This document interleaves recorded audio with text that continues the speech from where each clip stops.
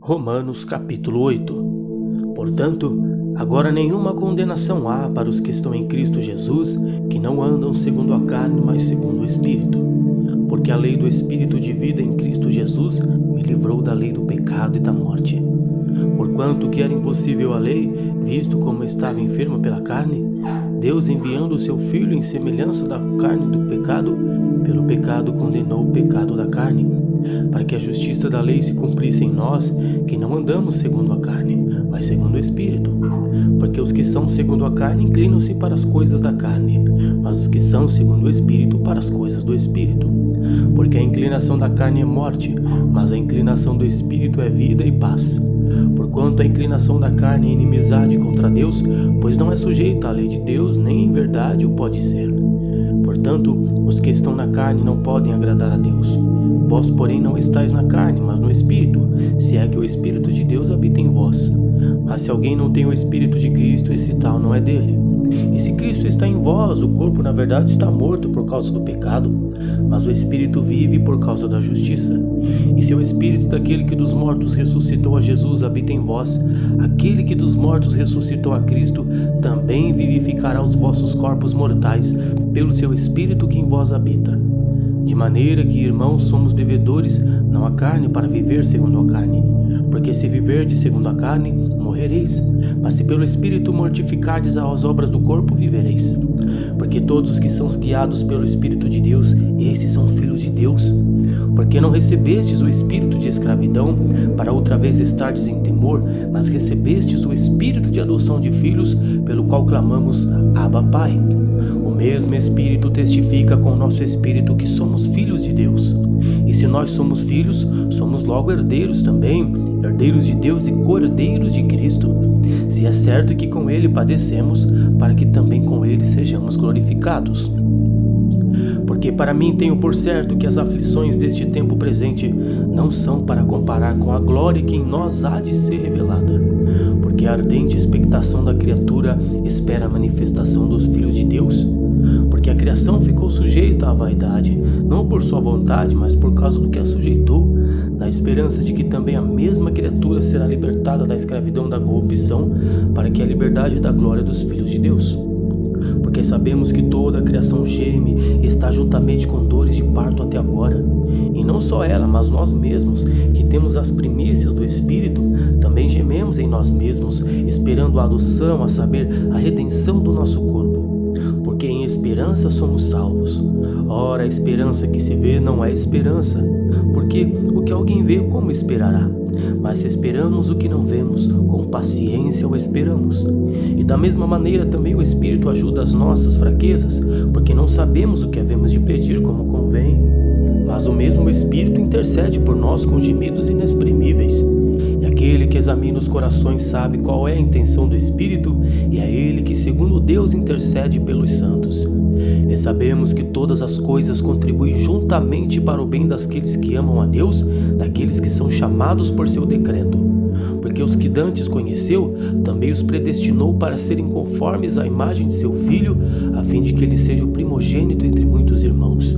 E aos que predestinou, a estes também chamou, e aos que chamou, a estes também justificou, e aos que justificou, a estes também glorificou. Que diremos, pois, a estas coisas? Se Deus é por nós, quem será contra nós? Aquele que nem mesmo a seu próprio Filho poupou, antes o entregou por todos nós, como nos não dará também com ele todas as coisas? Quem tentará acusação contra os escolhidos de Deus? É Deus quem os justifica. Quem os condenará? Pois é Cristo quem morreu, ou antes, quem ressuscitou dentre os mortos, o qual está à direita de Deus e também intercede por nós. Quem nos separará do amor de Cristo? A tribulação ou a angústia, a perseguição, a fome, a nudez, o perigo ou a espada? Como está escrito, por amor de ti somos entregues à morte todo dia, fomos reputados como ovelhas para o matadouro. Mas em todas estas coisas somos mais do que vencedores por aquele que nos amou.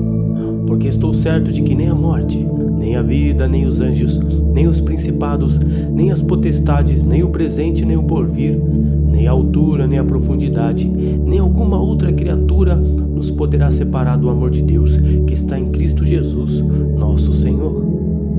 Capítulo 9. Em Cristo digo a verdade, não minto, dando-me testemunho à minha consciência no Espírito Santo, que tenho grande tristeza e contínua dor no meu coração. Porque eu mesmo poderia desejar ser separado de Cristo, por amor de meus irmãos que são meus parentes segundo a carne, que são israelitas, dos quais é a adoção de filhos, e a glória, os concertos e a lei, o culto e as promessas, dos quais são os pais e dos quais é Cristo segundo a carne, o qual é sobre todos Deus bendito eternamente. Amém.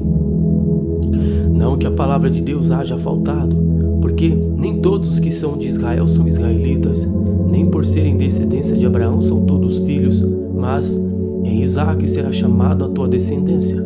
Isto é, não são os filhos da carne que são filhos de Deus, mas os filhos da promessa são contados como descendência. Porque a palavra da promessa é esta: por este tempo virei e Sara terá um filho. E não somente esta, mas também Rebeca, quando concebeu de Isaque, nosso pai, porque não tendo eles ainda nascido, nem tendo feito bem ou mal, para que o propósito de Deus segundo a eleição ficasse firme, não por causa das obras, mas por causa daquele que chama, foi-lhe dito a ela: o maior servirá ao menor. Como está escrito: amei a Jacó e aborreci a Esaú. Que diremos, pois? Que é injustiça da parte de Deus? De maneira nenhuma. Pois diz a Moisés: compadecer-me-ei de quem me compadecer, e terei misericórdia de quem eu tiver misericórdia. Assim, pois, isto não depende do que quer, nem do que corre, mas de Deus que se compadece. Porque diz a Escritura a Faraó: para isto mesmo te levantei, para em te mostrar o meu poder, para que o meu nome seja anunciado em toda a terra. Logo, pois, compadece-se de quem quer e endurece quem quer. Dir-me-ás então: por que se queixa ele ainda? Porquanto quem resiste à sua vontade? Mas, ó homem, quem és tu que a Deus replicas? Porventura a coisa formada dirá o que a formou: por que me fizeste assim? Ou não tem o oleiro poder sobre o barro, para dar da mesma massa fazer um vaso para honra e outro para desonra? E que direi se Deus, querendo mostrar a sua ira e dar a conhecer o seu poder, suportou com muita paciência os vasos da ira preparados para a perdição, para que também desse a conhecer as riquezas da sua glória nos vasos de misericórdia, que para a glória já dantes preparou, os quais somos nós a quem também chamou, não só dentre os judeus, mas também dentre os gentios? Como também diz em Oséias: chamarei meu povo ao que não era meu, e amada a que não era amada. E sucederá que no lugar em que lhes foi dito: vós não sois meu povo, aí serão chamados filhos do Deus vivo. Também Isaías clamava acerca de Israel: ainda que o número dos filhos de Israel seja como a areia do mar, o remanescente é que será salvo. Porque o Senhor executará sua palavra sobre a terra, completando-a e abreviando-a. E como antes disse Isaías: se o Senhor dos exércitos nos não deixar a descendência, teríamos sido feitos como Sodoma e seríamos semelhantes a Gomorra. Que diremos, pois? Que os gentios que não buscavam a justiça alcançaram a justiça? Sim, mas a justiça é que é pela fé. Mas que Israel, que buscava a lei da justiça, não chegou à lei da justiça. Por quê? Porque não foi pela fé, mas como que pelas obras da lei. Tropeçaram na pedra de tropeço, como está escrito: eis que eu ponho em Sião uma pedra de tropeço e uma rocha de escândalo, e todo aquele que crer nela não será confundido. Capítulo 10. Irmãos, o bom desejo do meu coração é a oração a Deus por Israel e para a sua salvação, porque lhes dou testemunho de que têm zelo de Deus, mas não com entendimento. Porquanto, não conhecendo a justiça de Deus e procurando estabelecer a sua própria justiça, não se sujeitaram à justiça de Deus, porque o fim da lei é Cristo para a justiça de todo aquele que crê.